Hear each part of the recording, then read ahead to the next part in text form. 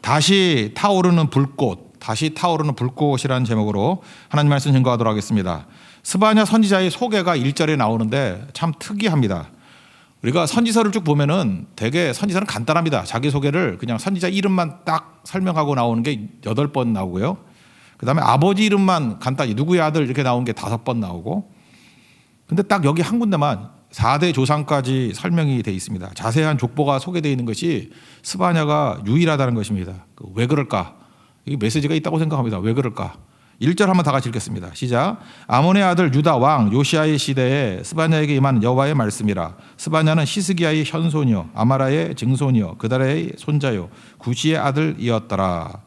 일단은 그 왕족이라는 걸 알 수 있죠. 히스기야 왕의 4대 손이었다. 뭐 이렇게 설명을 하고 있습니다. 그리고 당신은 요시야 시대 때, 요시야 왕 때의 선지자였다. 이렇게 말하고 있다는 것입니다. 그래서 오늘 이 1절이 보여준 내용은 뭐냐면 요시야 때 큰 부흥이 일어났죠. 남쪽 유다의 왕이 20명 왕이 있었는데 특별히 13번째 왕이 히스기야예요. 히스기야고 히스기야 아들이 그 15년 동안 생명 연장해가지고 3년 만에 낳은 아들이 있었죠. 그게 므낫세. 진짜 나쁜 놈입니다. 55년 오래도 해먹었어요. 근데 폭정을 행하고 우상 숭배하고 그 다음에 이사야 선지자 자기 친척인데 톱으로 켜서 죽였다 그러죠. 그 히브리서 11장 같은 경우는 톱으로 켜서 죽인 게 므낫세입니다. 아주 악한 왕입니다. 그리고 그의 아들이 아몬인데 아몬이 2년. 그러니까 55년, 2년, 57년. 그 다음에 18대 왕이 요시야거든요.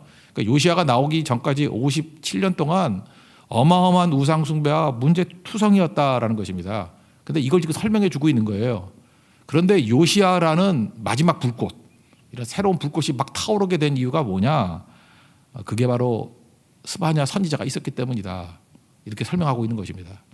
그러니까 히스기야 때 다 망할 것 같은데 히스기야 스토리는 아시죠?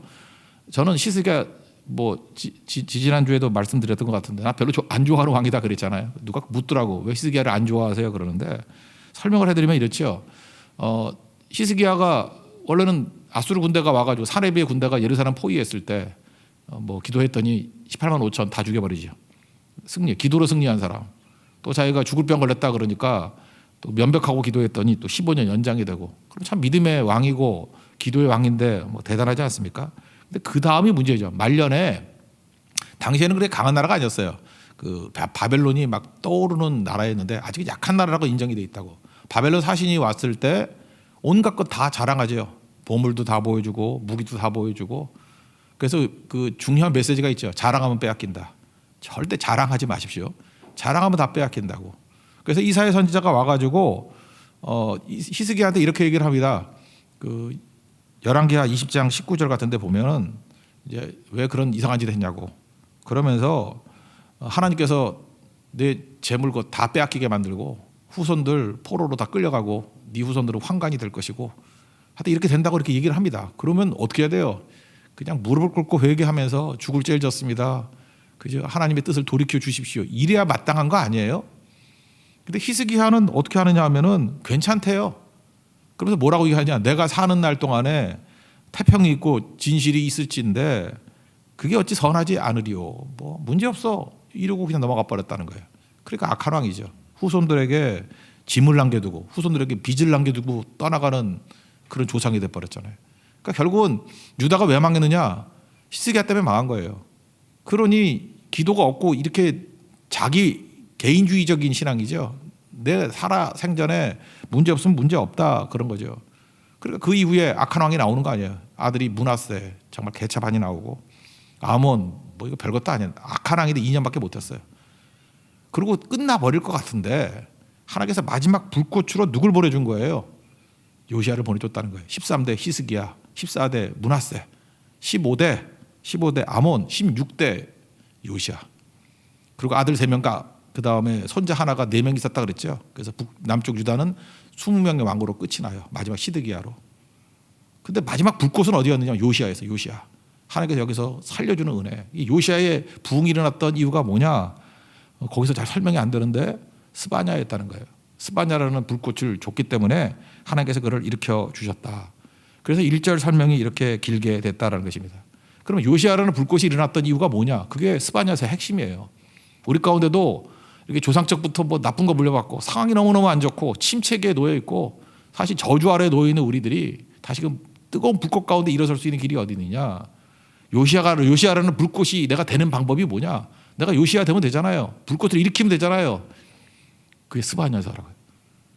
우리 연초인데 스바냐의 말씀을 통해서 우리 삶 가운데도 불꽃이 타오르는 우리 믿음의 종되기를 축원합니다. 그게 스바냐예요. 스바냐는 내용은 뭐겠어요? 예배와 말씀과 예배, 그걸 통해서 요시야 때 부흥이 일어났잖아요. 요시야 때 부흥 아시죠? 그 8살에 왕이 됐다가 그 다음에 왕이 된 지 18년이라 그러니까 나이 더하면 되잖아. 26살에 성전 수리를 시켰어요. 그럴 때 율법서를 발견하죠. 그때 사반한테 읽으라 그랬더니 뭐 옷을 찢으면서 무릎 꿇고 부흥이 일어났죠. 그래서 우상을 다 제거해버리고 그 다음에 그동안 끊겨졌던 유월절을 다시 시작해요. 예배의 시작이죠. 그게 요시야의 부흥입니다. 엄청난 부흥이 일어나게 되었다는 것입니다. 하나님께서 그런 은혜를 주셨다는 거예요. 스바냐라는 이름의 뜻이 뭐냐 하면 여호와께서 숨기신다. 이 숨기신다는 건 어떤 숨기심이냐면 이게 뭐 내일 보겠지만 2장 3절에 보면은요 이런 말씀이 나와요. 2장 3절 뒤에 보면은 여호와의 분노의 날에 숨김을 얻으리라. 숨김을 얻으리라. 이게 스바냐 이름 뜻이에요. 2장 3절. 숨김을 얻으리라. 그러니까 워드 플레이거든요. 이름이 메시지인 거예요. 여기서 숨긴다는 건 뭐냐 하면 뭐 숨각복질한다 그런 뜻이 아니고 환란이 있을 때 숨겨주신다. 그거가 딱 맞는 내용이 뭐냐면 조금 전에 400장 찬송했죠. 400장 1절에 험한 시험 물속에서 나를 건져주시고 노한 풍랑 지나도록 뭐라 그랬어요? 나를 숨겨주소서. 여호와여 나를 숨겨주소서. 이게 스바냐예요. 숨겨달라. 보호해달라는 뜻이죠. 풍랑 가운데 나를 보호해달라. 그 다음에 험한 풍파 지나도록 나를 숨겨주소서. 후절은 그렇게 끝나잖아요. 그게 스바냐예요. 스바냐. 그죠? 험한 풍파 지날 동안 나를 숨겨주세요. 여호와 하나님 나를 숨겨주세요. 보호해주세요. 그러니까 하나님의 선지자가 이런 이름 뜻같이 진짜 환란에서 건져줬잖아요. 다 망할 것 같은데 요시야라는 불꽃을 통해서 이렇게 세워 주시더라는 것입니다. 그러면 이게 어떻게 이게 살아나느냐? 두 가지가 살아야 돼요. 방향이 두 가지인데 하나님을 향해서 경외함 그리고 이웃들을 향해서 생태계를 살림. 우리 뭐 맨날 얘기하잖아요. 그죠? 이게 예수님이 40일 동안에 그 메시지를 통해서 본다 그러면 성제 그랬죠. 성령 받으라 제자 삼으라. 그러니까 생태계 살리라가 뭐예요? 너 먼저 사는 것은 성령 받으라. 그리고 제자 삼으라. 생태계를 살려라. 그러니까 하나님과 생태계를 살리는 거. 그 두 가지 방향이 스바냐의 부흥의 출발이었다라는 것입니다. 그러니까 어떻게 하면 다시 타오르는 불꽃이 될 수 있는지 두 가지를 얘기하고 있잖아요. 첫 번째 내용은 뭐 다 아는 얘기죠. 욕망. 나한테 사로잡힌 게 욕망이죠. 욕망에서 경외함으로 가라는 거예요. 하나님 경외함으로. 자기 중심에서 하나님 중심으로 가야 된다. 2절부터 6절까지 내용을 보면요. 거기 진멸이라는 단어, 멸절이라는 단어가 7번 나와요. 그러니까 왜 이런 일이 벌어졌어요? 히스기야의 방자함 이후에 저는 그 방자함이라고 생각해요. 내가 사는 날 동안에는 문제 없으면 문제 없어. 내가 죽고 난 다음에 뭔 일이 벌어져도 뭔 상관이야. 이따위 짓에 방자한 행동을 하겠다는 거예요. 후손들에 대해서 책임지지 않고. 여러분 우리가 지금 많은 시간 후손을 위해서 기도해야 됩니다. 하나님 내가 쳐서 맞아 죽더라도 후손들을 살려주세요. 그게 조상들이 할 일이 그것들이 아버지 세대가 할 일이지. 빚을 넘겨주고 짐을 넘겨주고 죄를 넘겨주고 징벌을 넘겨줘도 되겠어요? 히스기야가 그런 왕이었다가 이게 어떻게 훌륭한 왕이에요? 악한 왕이지. 그래서 개차반을 낳았잖아요. 첫 번째 아들 자체가 뭐하러 오래 사가지고 그런 놈을 낳았는지. 므낫세 55년 오래도 살았어. 아몬 2년. 그런 상황이 막 벌어지게 되었잖아요. 이때의 특징이 뭐예요? 욕망에 사로잡힐 때예요. 그러니까 요시야가 등장했을 때는 어떤 상황입니까? 진멸의 상황, 멸절의 상황, 예배가 사라진 상황이죠. 그래서 2절부터 6절까지 내용을 보면 그 2절 3절에 보면은 창세기 때 노아 홍수의 심판 같은 얘기가 나와요. 하나님이 창조하신 세계 피조물들을 다 죽여버리는 거. 노아 홍수 다 죽잖아요. 그죠? 방주 외에는 그런 심판이 나오고 그 다음엔 바알 숭배하는 우상 숭배 허망함들 거기 또 심판하는 얘기가 나오고 그 다음에 마지막 6절 한 절은 하나님 배반하고 부르짖고 기도도 안 하는 유다에 대한 직설적인 심판 얘기가 나온다고. 그러니까 뭐야 이게 욕망에 사로잡힌 인생의 모습이죠. 먼저 한번 읽어봅시다. 이거 노아 심판 같은 상황이 2, 3절에 2, 3절 읽겠습니다. 시작. 여호와께서 이르시되 내가 땅 위에서 모든 것을 진멸하리라. 내가 사람과 짐승을 진멸하고 공중의 새와 바다의 고기와 거치게 하는 것과 악인들을 아울러 진멸할 것이라. 내가 사람을 땅에서 멸절하리라. 나 여호와의 말이니라. 마치 노아 홍수 같은 심판이죠. 그리고 바알 섬기거나 바알 섬기는 선지자 이름을 그마람이라고 해서 그마람, 바알 선지자를 그마람이라고 해서 그마람 선지자들 죽이고, 그다음에 말감 또는 밀곰이라고 그러죠. 딴 데 밀곰, 말감 똑같은 거예요. 이거는 암몬의 신이에요. 그죠? 이런 거 섬기고 있는 자들 이게 말이 되느냐? 4절 5절입니다. 4절 5절 시작. 내가 유다와 예루살렘의 모든 주민들 위에 손을 펴서 남아있는 바알을 그곳에서 멸절하며 그마림이란 이름과 및 그 제사장들을 아울러 멸절하며 또 지붕에서 하늘의 무별에게 경배하는 자들과 경배하며 여호와께 맹세하면서 말감을 가리켜 맹세하는 자들과, 그러니까 혼합주의라는 거죠. 하나님도 섬기면서 우상숭배도 같이 하는 자들. 마지막은 하나님 배반하고 기도도 안 하고 부르짖지도 않고 구하지도 않는 자. 6절입니다. 시작. 여호와를 배반하고 따르지 아니하는 자들과 여호와를 찾지도 아니하며 구하지도 않은 자들을 멸절하리라. 진멸 진멸 멸절 멸절 7번 나와요. 이게 바로 뭐예요? 이게 히스기야 왕의 방제함 때문에 므낫세와 아몬 왕 때 벌어졌던 일들.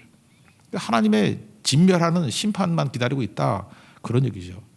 이 욕망을 따라 살기 때문에 그렇다는 거예요. 그럼 한번 정리를 해봅시다. 바알 숭배하고 하나님 예배하고의 차이점이 뭐예요? 한번 정리를 해봐요. 우리가 바알은 성공신이라고 그랬죠. 그러니까 나 중심. 그러니까 바알 숭배 핵심은 중심이 욕망이에요. 욕망, 내 욕망.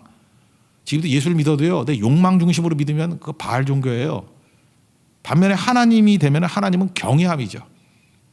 하나님께 영광을 또 하나님을 경외하는 거. 그렇게 하나님 중심이죠. 이게 바뀌죠.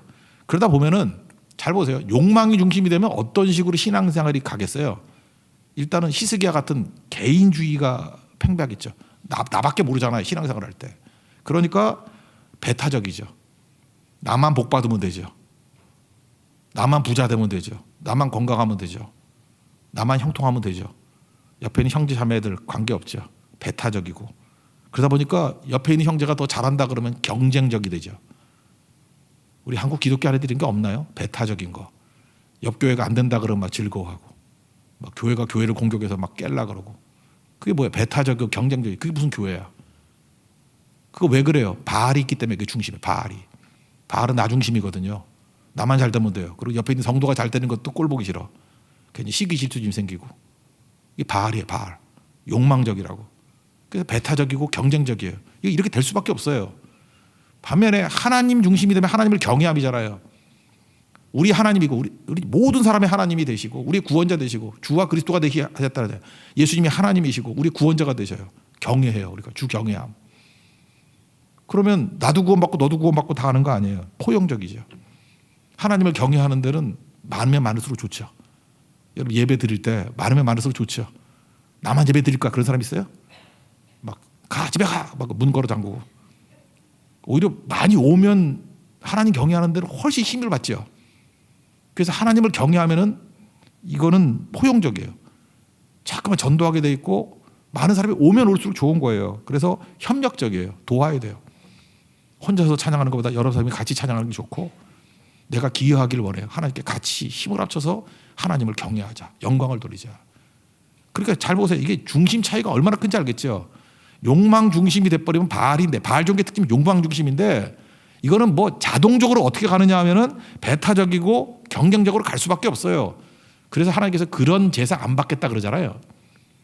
반면에 하나님을 경외한다는 게 왜 중요하냐? 삼일체 하나님을 경외하는 것, 이게 왜 중요하냐? 그래야 내 자아 중심이 깨지고 하나님 중심이 돼버리고 포용적이 되고 그다음에 협력적이 된다는 것입니다. 그럼 자연적으로 이웃을 바라보겠죠. 생태계를 바라보겠죠. 창세기 12장 2절 3절 그랬잖아요. 아브라함에게 너 복되게 해주신다고. 그 다음 내용이 3절의 내용이 뭐예요? 너로 인해서 모든 족속이 다 복받게 한다고. 너 구원시켜준다고. 너로 말미암아 모든 백성들이 구원받게 해준다고. 그거 아니에요? 생태계를 살린다는 거 아니에요? 하나님을 경외하게 될 때. 이게 구원이에요. 구원. 그 바알은 구원이 아닙니다. 이거는 하나님의 이름을 빙자한 이건 가짜들이죠. 이러니까 문제가 되는 거죠. 요시아의 부흥도 보세요. 요시아의 부흥이 뭐예요? 한 사람 구원받고 끝난 거예요? 유월절 지킨다는 게 뭐예요? 다 같이 예배 드린다는 거고, 말씀 앞에 왕부터 시작해서 모든 사람이 옷을 찢고 무릎 꿇었어요. 말씀 앞에 굴복하는 거, 경외함이죠. 그래서 이걸 부흥이라고 부르는 거라고. 탐욕적인 사람, 욕망에 사로잡힌 사람이 떼거지로 모여있는 걸 부흥이라고 그러지 않아요. 그건 바알 숭배라 그러지. 갈멜산에서 850명 떼거지로 모이는 것과 똑같습니다. 수만 많을 뿐이에요. 그 내용은 뭐예요? 욕망이에요. 내용은 배타적인 거고 내용은 경쟁적이에요. 그러니까 오늘 그 얘기를 하고 있다는 거예요. 이거 아무것도 아니지. 그러니까 깨져야 된다. 이런 거라는 것입니다. 그래서 하나님 앞에서 우리가 꼭 가져야 될 거 이거죠. 세 가지 명이 있다 그래요. 하나님이 우리에게 주신 세 가지 명. 생명이 있고 목숨명자예요. 생명으로 육체잖아요. 생명 주셨고 계명 주셨고 말씀 사명 주셨어요. 그래서 우리 세 가지 명 갖고 살아야 된다고 그러잖아. 생명, 계명, 사명. 근데 내 생명을 가지고요. 어딜 써야 되느냐 하면은 말씀 지키는 데 계명 지키는 데 쓰고 내 생명을 가지고 사명 다 하는데 그러니까 내게 주어진 부르신 일이잖아요. 보내신 일. 보낼 사자잖아요. 사도할 때 똑같잖아요. 그죠? 아포슬시 보내는 거. 전도로 보내는 거. 생명 거기 쓸 때 가치가 있고 의미가 있는 거라고. 또 뒤집어 얘기하면 내가 말씀 붙드는데 집중하고 또 사명 다 하게 되면은요. 내 생명이 충만해져요. 생명이 싱싱해진다고. 이건 상호작용이 있습니다. 상호작용이. 하나님께서 우리가 생명 주셨습니다. 어디에 써야 돼요? 계명 지키는 데 써야 되고 사명 지키는 데 써야 돼요. 또 우리가 삶 전체를 계명 지키는 말씀 지키는 데 생명을 걸고 또 사명 이루는 데 생명을 다 걸면은 이 생명이 보통 생명이 아니에요. 싱싱한 생명. 생명을 얻게 하고 더 풍성히 얻게 하려 함이라. 요한복음 10장 10절의 말씀이 이루어지는 그런 삶을 살게 된다는 것입니다. 오늘 이제 그 회복을 얘기하고 있어요. 요시야 때 회복. 스바냐가 와가지고요. 지금 이 얘기를 하는 거예요. 하나님을 경외하는 거. 바알을 깨버리고 욕망적인 바알을 깨버리고 하나님을 경외함으로 가면 자 봐라 살아나지 않냐.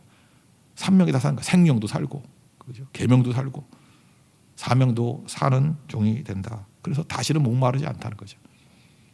이제 더 이상 배고프지 않습니다. 우리 성도들 제가 하박국 끝나고 난 다음에 몇몇 성도에게 물어봤어요. 그 다음에 어떤 성경을 했으면 좋겠습니까? 그랬더니 성도들 가운데 다수가 그랬어요. 사는 게 너무 힘듭니다. 너무 어렵고 짐이 무겁고 경제적으로 어렵고 지금 이제 삶이 좀 어려운 분들이 좀 많아진 것 같아요. 그죠? 그래서 저도 성경을 찾았죠. 이렇게 참 본문 찾는 것만큼 비참한 목사인지 아십니까? 아무리 찾아도 마음에 차지도 않고 시간만 낭비해서 4시간 동안 찾다. 성경 읽은 게 아니에요. 설교 거리 찾고 있었어요. 근데 제가 깨달은 게 뭐냐면 이거예요. 그래 위로해 줄 수 있어요. 뭐 비상적인 위로 뭐 그런 말씀 찾을 수 있죠. 성들이 힘 가지라고. 또 새로운 뭐 하나님이 능력 주신다고 길 열어 주신다고. 근데 잘 보니까요. 진짜 생명은 어디에 있느냐면 하나님 경외하는 데부터 나와야 진짜 생명이 있더라고. 요셉 보세요. 요셉이 뭐 노예에서 풀려나게 해달라, 감옥에 나오게 해달라 그런 기도 안 했어요. 끝까지 어떤 자리에 있든 간에 끝까지 하나님을 경외하는 것 붙드니까 마침내 싱싱한 생명력으로 살아나오잖아요. 여러분 지금 고난 중에 있습니까? 어려운 가운데 있습니까? 다시 하나님 경외하십시오. 그러면 여러분들 뭔지 모르지만 생명이 충만해져요. 이전과 이후가 달라진다고. 이거 통과하고 난 다음에요. 여러분 하나님께서 다시금 사명으로 보내주신다고. 싱싱한 능력의 정도로 세워주신다는 거예요. 우리 그 길로 가야겠죠. 맨날 그냥 당장의 어려움 회피하는 걸로 끝나는 게 아니라 생명을 계명과 사명에 다 쓸 줄 아는 그런 하나님의 거룩한 종 되기를 바랍니다. 그래서 저는 그렇게 살아가리 요즘에 그 차이가 너무 좋더라고요. 오직 예수만. 후렴이 너무 좋아요. 오직 예수만. 내 삶이 드러나기를. 내 삶에서 오직 예수만 드러나기를 원한다고. 아무리 어렵고 힘들어도. 그러면 하늘의 크신 능력이 나를 이끄시게 됩니다. 그래서 다시 한번 그 힘 가지고 선순환이죠. 그 이름만 외치며 살리. 이게 성도의 삶입니다. 하나님 경외할 수 있는 하나님의 종 되기를 축원합니다. 그 다음 얘기는 이제 뭐 7절 이하부터는 이제 부연설명, 예증을 드는 거예요. 예증을 드는데, 야, 봐라. 하나님 경외하는 걸 갖고 이제 능력 받았으면 이웃에게 나눌 때, 그러니까 생태계를 살릴 때 더 생명력이 충만해지는 거야. 선순환이 일어나는 거야. 그래서 7절에 여기 이미지가 뭐가 나오느냐 하면은 두 가지가 나와요. 첫째, 하나님 앞에 잠잠하라. 잠잠하라는 내려놓음이에요. 모세에게 떨기나무 불꽃 가운데 하나님이 나타나셔서 내가 선 곳은 거룩한 땅이다. 신발 벗어라. 신 벗는다는 게 뭐냐면 그냥 간단히 얘기할게요. 여러 가지 해석이 있는데 그 중에 하나가 뭐냐면 신발은 정체성이에요. 나의 정체성. 그 사람이 자살할 때 보면은 신발 이렇게 벗고 뛰어내리지 않습니까? 그런 생각 안 해보셨죠, 여러분들은? 예. 근데 뭐 이게 영화 같은 데 보면 나오잖아. 꼭 이렇게 신발 벗어서 신발이 나란히 있고 없어졌으면은 뭐 떨어진 거 아니고 그러지 않아요? 신발이 내 정체성이기 때문에 그래요. 그래서 신발을 벗으라 그 얘기는 내 생각 내려놓으라는 거예요. 내 경험 내려놓고 내 견해를 다 내려놓는 거. 이거 어떻게 아느냐 하면요. 여러분들 그 맨발로 한번 다녀보게 만들면 알아. 이게 맨발로요. 진짜 꼭 한번 하고 싶은데 끌고 이렇게 흘기는데 맨발로 막 걷게 다니게 만들면 그렇게 부끄러워져요. 제가 고등학교 때 그 수련회 갔을 때 우리 강사 목사님께서 한번 시켰던 적이 있는데 맨발로 걷는데 왜 이렇게 부끄러운지. 또 한 번은 스타풀장 수영장 갔다가 신발 잊어버려가지고 요즘 같은 경우에 남의 신발 신고 오면 되는데 엄청나게 정직한 사람이었거든. 그래서 우리 교회 다니는 이동준 집사 있죠. 이동준 집사 그 동생 개 신발을 걔가 우리 위에 집이었거든. 그래서 개 신발을 내가 신고 걔를 얻고 왔어요. 정릉에서부터 도남동까지. 내가 진짜 제정신이 아니지. 걔를 얻고 왔어요. 그때부터는 힘이 좋아지기 시작했어요. 그때 느낌이 뭐였냐면 힘드는 것보다도 부끄럽다고. 그렇게 신발을 벗는다는 게 그렇게 부끄러워요. 맨발이 그렇게 부끄러워요. 내려놓으면 내려놓음. 신발 벗으라. 여러분 삶 속에서도 한번 맨발 한번 다녀보십시오. 건강 그런 거 말고 진짜 부끄러워요. 다 내려놓는다는 거예요. NIBC가 딱 맞아요. Not I but Christ. 다 내려놓는 거예요. 그래서 주님으로 채워지길 원합니다. 그거예요. 잠잠하라. 그거죠. 그러고 난 다음에 주님께서 뭘 가르치냐면 내 자기를 깨버리는 방법 중에 하나가 뭐냐면 여기 희생을 준비하고 그랬는데 청할자들을 구별하라. 희생 제사를 드리는데 사람들을 불러 모을 수 있는 제사는 딱 하나예요. 화목제.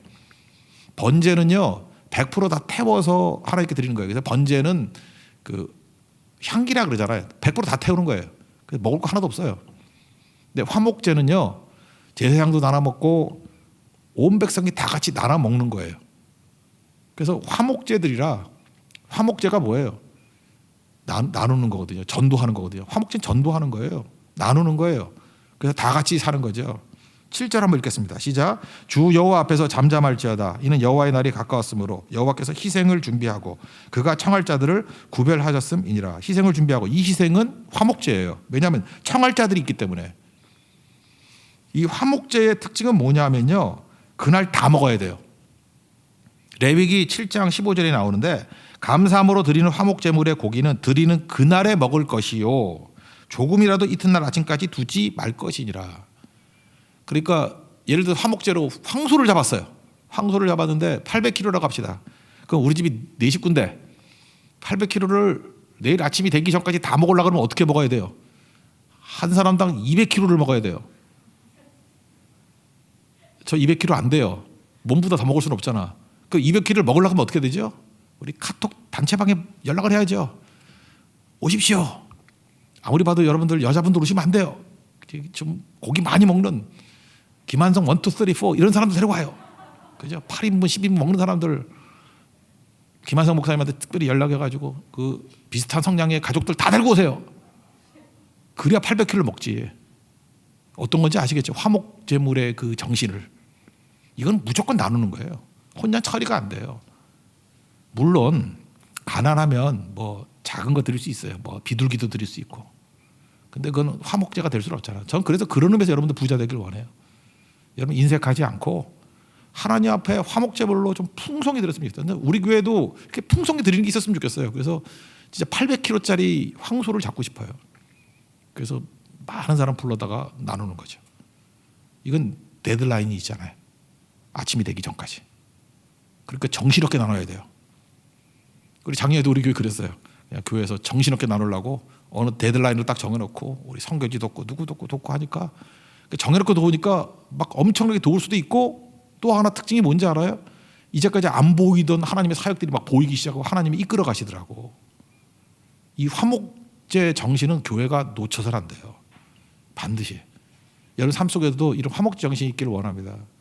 이거예요. 그래서 하나님께서 잠잠하고 너 내려놓고 이제는 내가 너에게 준 걸 가지고 화목제 드려. 나누는 거야. 생태계를 살리는 거야. 그러면서 발레를 들고 있어요. 니네 방백은 공무원이죠. 그리고 왕자들, 왕족들이죠.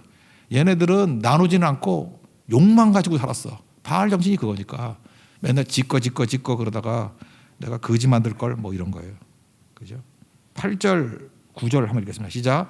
여호와의 희생의 날에 내가 방백들과 왕자들과 이방인의 옷을 입은 자들을 벌할 것이며 그날의 문턱을 뛰어넘어서 포악과 거짓을 자기 주인의 집에 채운 자들을 내가 벌하리라. 여기 뭐 주석을 보니까 이방인의 옷을 입은 자 그랬더니 그 외국의 명품 옷이래. 그러니까 뭐 디올 뭐 이런 거, 뭐 또 뭐였나 샤넬 이런 거. 그러니까 하나님께서 화목제로 나누라고 준 걸 나누진 않고 지 혼자 다 써버리는 자들 망한다 그러는 거죠. 그러고 난 다음에 뭐라고 말씀하시냐면은 걔네들이 산업을 일으키고 융성했던 것이 허벌판된다는 거예요. 산천은 의구하되 인걸은 간 곳 없고 뭐 그런 거 있었죠. 야은 길제가 썼던 시 몰라나? 고려 말에 500년 도읍지를 필마로 뭐 돌아더니 산천을 의구하되 인걸은 간 것 없고 어지보 태평년을이 꿈이란 거 하노라 뭐 그런 거 있잖아요. 딱 그 얘기예요. 그렇게 욕만 가지고 살고 내꺼 그런데 하나님이 거지 만들어버리고 텅텅 비게 만드는 거예요. 그렇게 융성했던 것. 예를 들어서 어문 그러는데 어문은 그 노량진 수상시장 같은데요. 사람 하나도 없게 만들어버리고 명동 홍대 거리 황폐하게 될 거다. 그렇게 말씀해 버린다는 것입니다. 그게 마지막 절에 10절부터 13절인데 두 절만 입시다. 10절 11절만 읽겠습니다. 시작. 나 여호와가 말하노라. 그날에 어문에서는 부르짖는 소리가 제2구역에서는 울음소리가 작은 산에서는 무너지는 소리가 일어나리라. 막데스 주민들아 너희는 슬피 울라. 가나안 족속이 다 패망하고 은을 거래하는 자들이 끊어졌습니다. 뭐 인적이 드물다 그런 거예요. 다 끝나버린다. 오늘 메시지 두 가지입니다. 하나님께서 우리에게 기회를 주셨다는 거예요. 요시아라는 기회, 요시아라는 불꽃. 어떻게 하면 이런 일이 벌어지죠? 하나님 말씀과 예배로 돌아가면 이게 살아나게 된다는 거예요. 특징이 뭐냐? 두 방향이죠. 이거 예수님한테 와가지고 계명이 큰 계명이 뭡니까? 그럴 때 마음 다하고 목숨 다하고 뜻 다해서 주 너의 하나님을 사랑하라. 이게 첫째 계명이고 둘째는 내 이웃을 내 자신같이 사랑하라. 그죠? 이 두 계명이 율법이여 선지자라 그러지 않아요? 그러니까 두 방향이죠. 하나님을 향해서는 경외함. 그 다음에 이웃을 향해서는 생태계 살리는 거. 이 두 가지예요. 두 가지. 똑같잖아요. 예수님도 그러잖아요. 계명이 이게 계명이고 선지자라고. 똑같은 거예요. 스바냐가 와가지고 요시아라는 불꽃을 일으켰던 방법이 뭐냐? 하나님을 향해서는 욕망이 아니라 경외함. 이웃을 향해서는 생태계를 살리는 거. 화목제 정신. 이게 살아난다는 것입니다. 여러분 삶이 어렵고 힘들다 할지라도 이 두 가지 방향으로 욕망이 아니라 경외함 그리고 화목제 정신으로 생태계를 살릴 수 있는 우리 하나님의 거룩한 종 되길 바랍니다. 그러면 다시 융성해지고 요시아의 부흥이 일어나고 여러분 삶 속에서 풍성함과 생명과 능력이 넘쳐나는 하나님의 거룩한 종이 될 것입니다. 자리에서 일어나겠습니다. 그렇게 살아가리 찬양하겠습니다.